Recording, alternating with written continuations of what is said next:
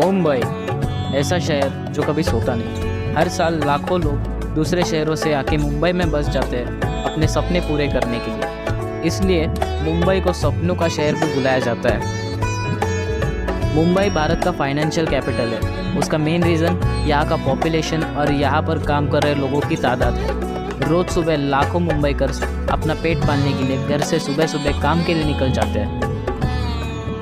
इन लाखों काम करने वालों की भीड़ में आपने कभी ना कभी वाइट शर्ट, पैंट और सर पर गांधी टोपी पहने हुए कुछ लोग देखे होंगे जो अपने हाथ में टिफ़िन लेके चलते हैं। उन्हें हम डब्बे वालों के नाम से जानते हैं। जैसा नाम वैसा काम। डब्बे वाले डब्बा लोगों के घर से उनके ऑफिस तक पहुंचाते हैं, वो भी 99% एक्यूरेसी के साथ विदाउट यूजिंग एनी टेक्नोलॉजी।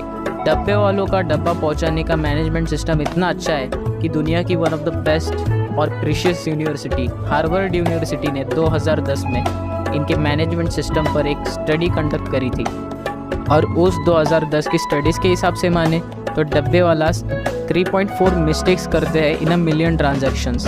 इसका मतलब 2 लाख डब्बे जो रोज़ डिलीवर होते हैं उनमें से पूरे साल में सिर्फ 400 डब्बे डिले या फिर गायब होते हैं। सिर्फ हार्वर्ड ही नहीं पर ब्रिटेन के राजा प्रिंस चार्ल्स भी डब्बे वालों की सिस्टम से इतना फैसिनेटेड है कि उन्होंने मुंबई आके उनके काम को सराहा था। अब आपके मन में शायद ये सवाल आया होगा कि इतनी बड़ी यूनिवर्सिटी और एक देश का राजा मुंबई के डब्बे वालों की मैनेजमेंट सिस्टम से इतना फैसिनेटेड है, तो इतना क्या खास हो सकता है इस सिस्टम में। तो आइए जानते हैं साथ में मिलकर। मुंबई के डब्बा वालों की मैनेजमेंट देखने से पहले हम लोग उसकी हिस्ट्री जान लेते हैं कि ये सब शुरू कहाँ से हुआ था। मुंबई के डब्बे वालों की शुरुआत 1890 में हुई, जब एक पारसी बैंकर घर का बना ताज़ा खाना खाना चाहता था और उसने एक आदमी को उसके यानी बैंकर के घर से बैंक तक डब्बा लाने का काम दिया। जिन्हें काम दिया गया था वो थे महादेव हाउजी बच्चे, जिन्होंने आगे चल के उस काम को लंच डिलीवरी सर्विस में तब्दील कर दिया और वो बन गए फाउंडर ऑफ मुंबई डब्बा वालास। जो डिलीवरी सर्विस महादेव जी ने 100 लोगों के वर्कफोर्स के साथ शुरू करी थी, वो आगे चल के 5000 लोगों की वर्कफोर्स में बढ़ गई। डब्बे वालों की प्राइम टाइम में 5000 डब्बे वाले 2 लाख डब्बे लोगों के घर से उनके ऑफिस तक पहुंचाते थे, वो भी 4 घंटों में। तो आइए अब हम जानते हैं कि डब्बे वालों का डिलीवरी सिस्टम कैसे काम करता है। डिलीवरी का प्रोसेस रोज़ सुबह घरों से डब्बा कलेक्ट करने से होता है और फिर वो सारे डब्बे पास के रेलवे स्टेशन पर साइकिल से लाए जाते हैं।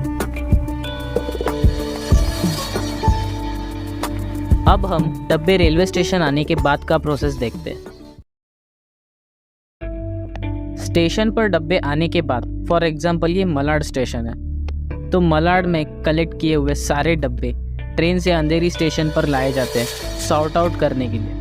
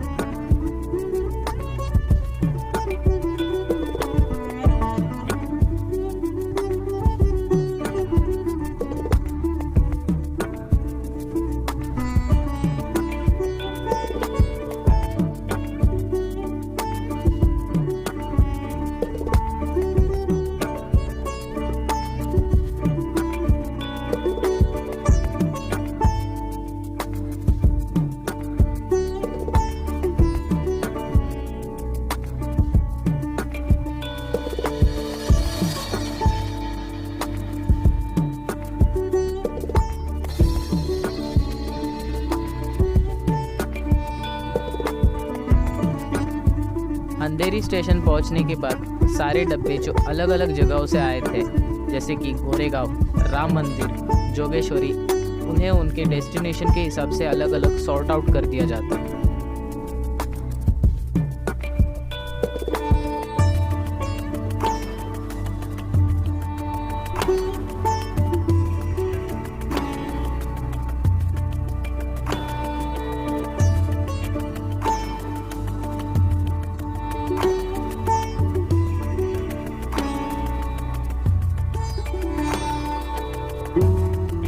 लेकिन इस गड़बड़ में आपने ये सोचा कि डब्बे वालों को पता कैसे चलता है कि डब्बा कहाँ से आया है और कहाँ पहुँचाना है, डब्बा किस बिल्डिंग में पहुँचाना है और बिल्डिंग का एड्रेस क्या है, ये कैसे पता चलता है। तो इस सब कन्फ्यूजन से दूर रहने के लिए डब्बे वालों का एक कोडिंग सिस्टम होता है जो हर डब्बे के टॉप पर लिखा जाता है। जैसे कि आप देख सकते हो, इस डब्बे पर कुछ इनिशियल्स लिखे गए हैं जिससे पता चलता है कि ये डब्बा कहाँ का है और कहाँ पहुँचाने जाने वाला है। तो ये डब्बा गोरेगा उसे की कोड वाला आदमी इसे घर से कलेक्ट करेगा और अंधेरी तक लेके जाएगा। फिर अंधेरी में एम कोड वाला आदमी इसे सांता क्रूज लेके जाएगा और इसे 54 कोड नंबर वाले उसके ओनर तक पहुंचाएगा और ओनर के ऑफिस के इनिशियल्स का एड्रेस भी इस पे लिखा होता है। तो इतना सब कुछ करने के बाद डब्बे वाले एक्यूरेटली डब्बा उनके डेस्टिनेशन तक पहुंचाते हैं और ये सारे डब्बे 12:30 बजे से पहले लोगों तक पहुंचाए जाते हैं। डब्बे घर पर वापस करने का प्रोसेस वैसा ही होता है जैसे ऑफिस तक पहुंचाने का प्रोसेस था, बट इस बार प्रोसेस फुल रिवर्स में होता है। 5000 डब्बे वाले 2 लाख डब्बे, ये तो पहले की बातें हो गई, क्योंकि ऐसा एक समय आया था जब जो हाथ लोगों तक खाना पहुंचाते हैं उन्हें ही खाना नहीं मिल रहा था। वो समय हम सबको पता है, लॉकडाउन में बहुत सारे डब्बे वाले काम ना होने की वजह से फाइनेंशियली सफ़र कर रहे थे। तब बहुत सारे डब्बे वाले अपने गांव वापस लौट गए और खेती करके अपना पेट पालने लग गए। तो कुछ लोग मुंबई में ही वॉचमैन या फिर पोर्टर का काम करने लग गए थे। ऐसे हालातों में भी डब्बे वालों ने हार नहीं मारी। उन्होंने उम्मीद रखी कि चीज़ें फिर से नॉर्मल हो जाएंगी और वो अपना काम फिर से शुरू कर देंगे। हालात नॉर्मल तो हो ही गए, बट डब्बे वालों का वर्कफोर्स 5000 से घटकर 300 से 400 पर आ गया है 2023 में, और डब्बे वाले 2023 में रोज़ 5000 डब्बे डिलीवर करते हैं। इतना सब कुछ होने के बाद भी डब्बे वाले आज भी उतने ही मेहनत से काम कर रहे हैं और उतने ही लगन के साथ डब्बे पहुंचा रहे हैं जैसे वो पहले करते थे। हमारे पास डब्बे वालों से सीखने जैसा बहुत कुछ है, पर उसमें से 3 चीज़ें ऐसी हैं जो हमारी लाइफ में हमें इंक्लूड करनी चाहिए। वो है discipline, honesty towards our work और सिंप्लिसिटी। डब्बे वालों की time management, work ethics, discipline और सिंप्लिसिटी की वजह से ही पिछले 130 सालों से लोगों को उनका खाना पहुंचाया जाता आ रहा है, और आज भी डब्बे वालों की वजह से हज़ारों लोगों का खाना टाइम पर उनके ऑफिस में पहुंचाया जाता है और वो ताज़ा घर का खाना खा पाते हैं। तो डब्बे वालों को पिछले 130 सालों से लोगों का खाना सही सलामत और ताज़ा उन तक पहुंचाने के लिए और डब्बे वाले की मेहनत और उनके सर्विस के लिए हमारा दिल से धन्यवाद।